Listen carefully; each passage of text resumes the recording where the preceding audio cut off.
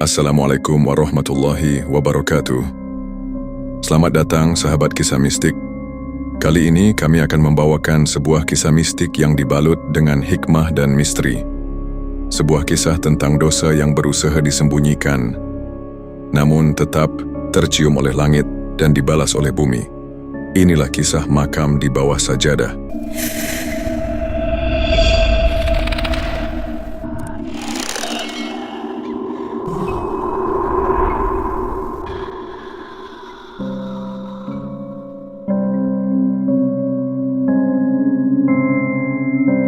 Desa Karangjati, lereng timur Gunung Merapi.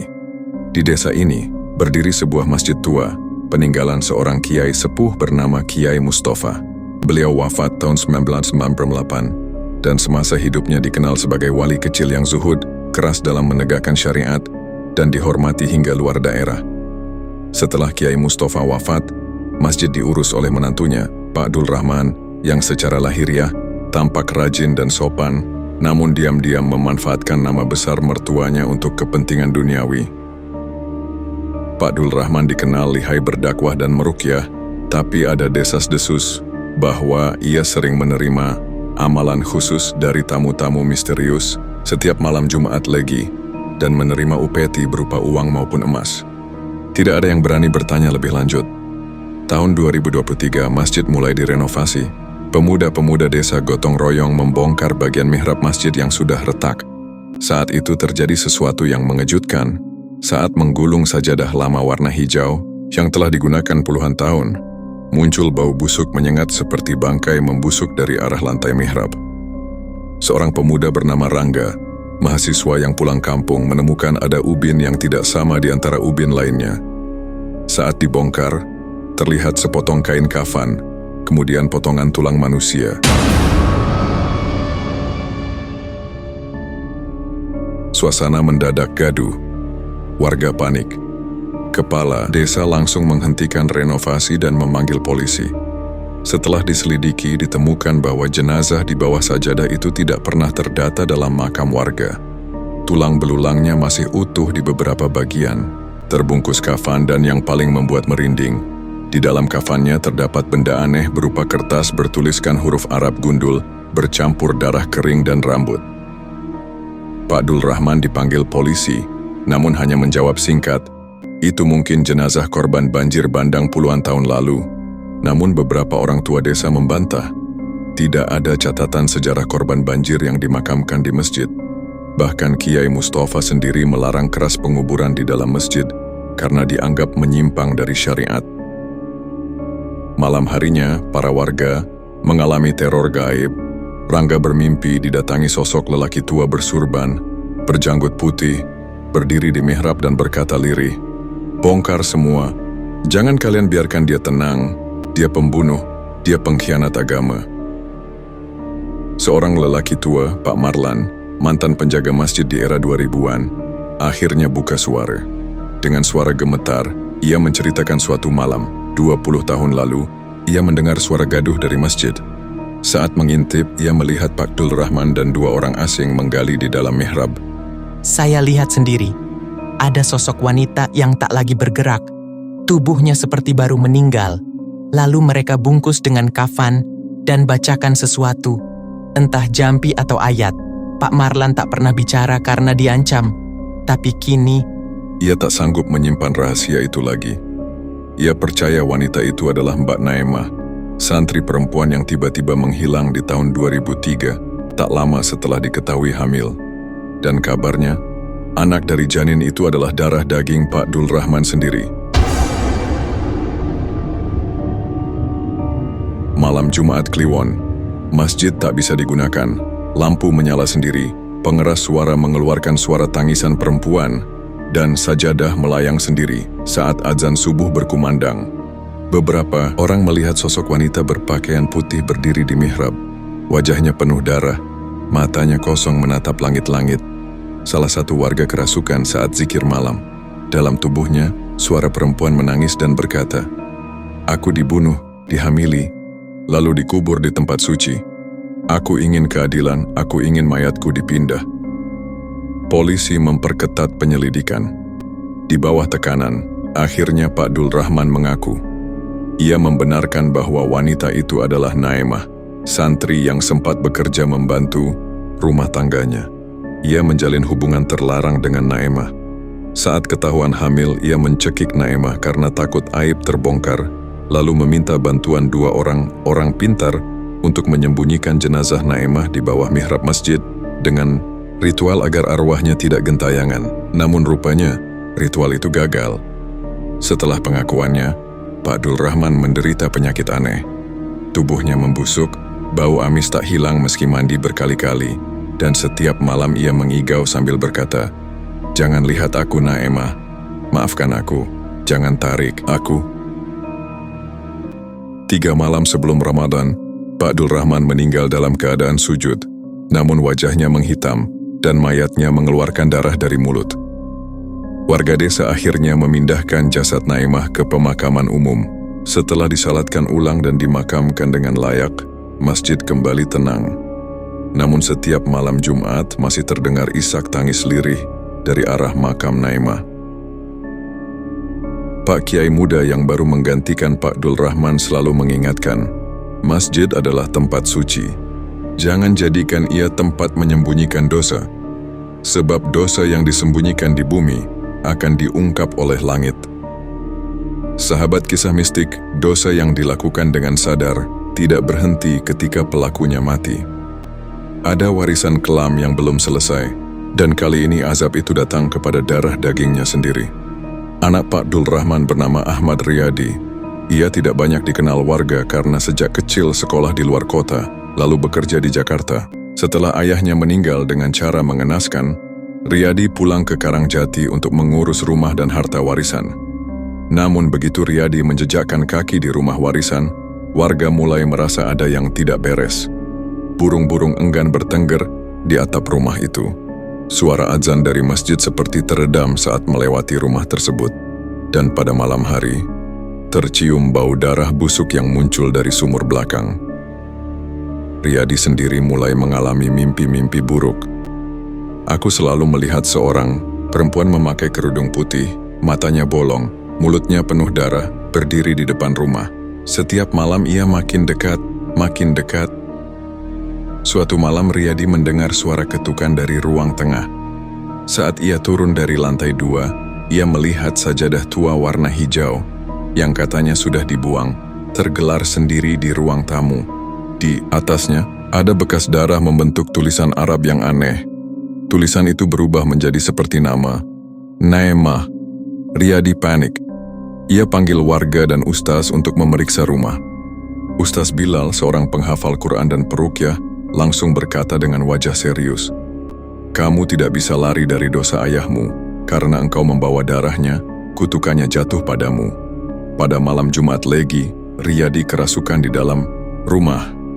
Suaranya berubah menjadi suara perempuan menangis, lalu tertawa, lalu melolong seperti anjing. Ia berkata dengan suara yang bukan miliknya, "Aku tidak butuh ampunan. Aku butuh keadilan. Dia mati terlalu mudah. Anaknya harus merasakan apa yang aku rasakan." Setelah diruqyah selama 3 malam berturut-turut, Riyadi sadar. Ia menceritakan semua mimpinya yang selama ini ia simpan.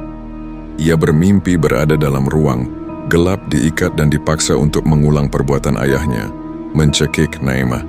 Jika ia menolak, mimpi itu akan berulang lagi dan lagi, disertai suara tangisan bayi yang tak pernah berhenti. Ustaz Bilal menjelaskan kepada warga, dosa besar, terutama pembunuhan dan zina, bisa menurun dalam bentuk kutukan jika tidak disucikan dengan taubat dan pengakuan, apalagi jika korban tidak mendapat keadilan. Arwah yang teraniaya bisa menempel pada darah keturunannya. Riyadi yang selama ini hidup jauh dari agama, akhirnya mulai berubah. Ia minta agar makam Naimah dirawat, dan dirinya berjanji akan membongkar semua kebusukan ayahnya ke publik, meski itu akan mencoreng nama keluarganya sendiri.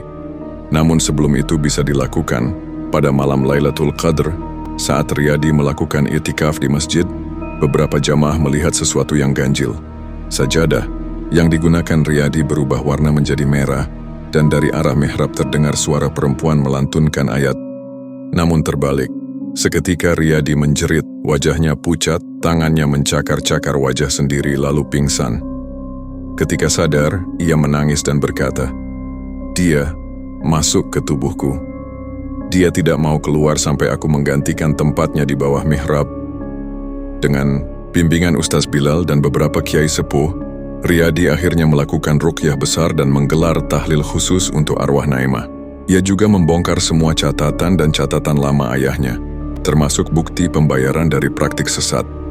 Seluruh keluarga Pak Dul Rahman meminta maaf secara terbuka pada warga dan keluarga Naimah. Warga membuat batu nisan khusus di area masjid sebagai pengingat bahwa tempat ibadah tidak boleh dinodai. Setelah semua itu dilakukan, teror perlahan mereda. Namun konon, setiap malam Jumat, Riyadi tetap tidur di ruang mihrab dan berkata, "Kalau dia datang lagi, biarkan aku yang menanggung dosanya. Aku tak ingin dosa ayahku turun ke cucuku kelak." Dosa yang disembunyikan tidak selalu berakhir saat pelakunya mati. Ia bisa menjelma menjadi kutukan yang menurun ke darah dagingnya. Namun taubat dan pengakuan bisa menjadi kunci pengampunan, asal dilakukan dengan ikhlas dan tidak menunda. Sahabat, kisah mistik yang kutukan yang seharusnya terhenti, ternyata menyimpan benih lebih menyeramkan. Sebab, kali ini yang datang bukan sekadar arwah, tapi makhluk yang mengaku sebagai anak dari dosa itu sendiri. 3 tahun setelah peristiwa ruqyah besar dan pengakuan dosa Pak Dul Rahman, Riyadi hidup lebih tenang. Ia menikah, dikaruniai 2 anak, dan menjadi imam tetap Masjid Karangjati. Namun ketenangan itu hanya seperti matahari sebelum badai. Anak pertamanya, Hafiz, yang baru berumur 7 tahun, mulai menunjukkan tanda-tanda aneh. Setiap malam Jumat, ia duduk sendiri di pojok kamar, berbicara pada sosok yang tidak terlihat. Ia menggambar sosok perempuan berkerudung merah dan anak kecil bertanduk. Ia sering berkata, "Ibu Naimah akan datang bawa adik barunya." Suatu malam saat Riyadi hendak membangunkan Hafiz untuk subuh, ia mendapati anaknya berbaring dengan mata terbuka lebar dan mulut menggumam ayat-ayat terbalik.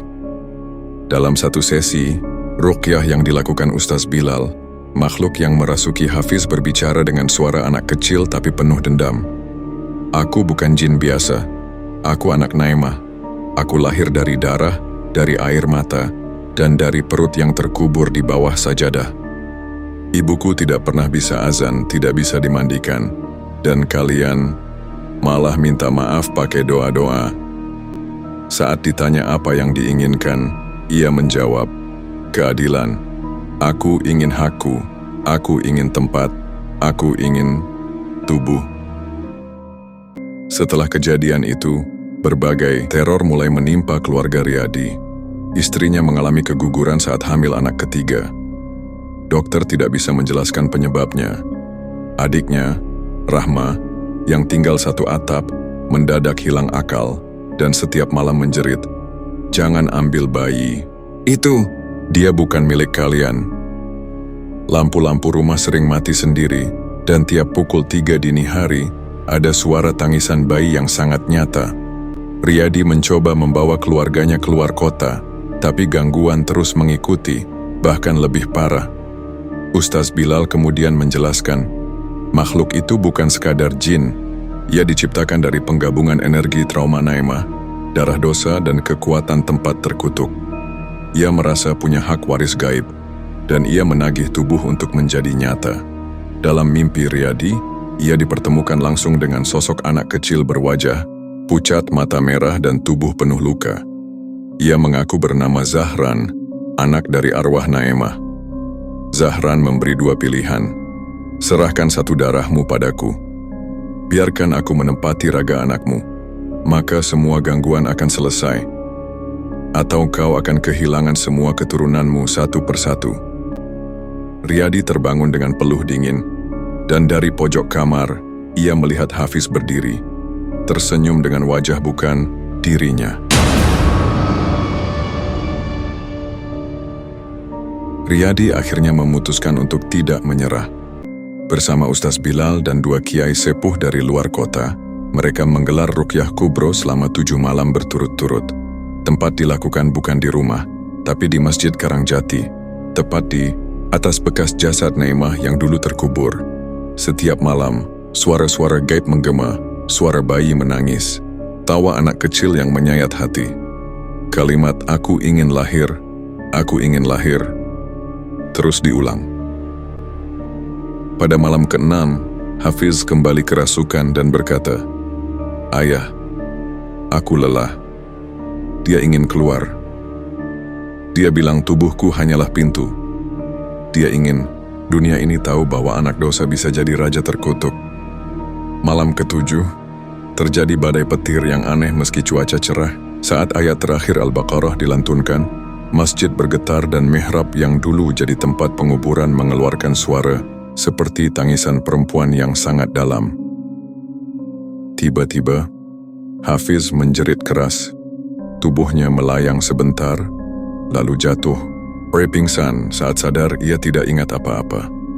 Namun, malam itu, semua suara hilang. Gangguan berhenti. Apakah Zahran telah pergi? Tidak ada yang tahu pasti. Tapi Riyadi sering berkata, kalau suatu saat cucuku lahir dengan tatapan kosong dan selalu menggambar bayi menangis, maka aku tahu Zahran belum menyerah.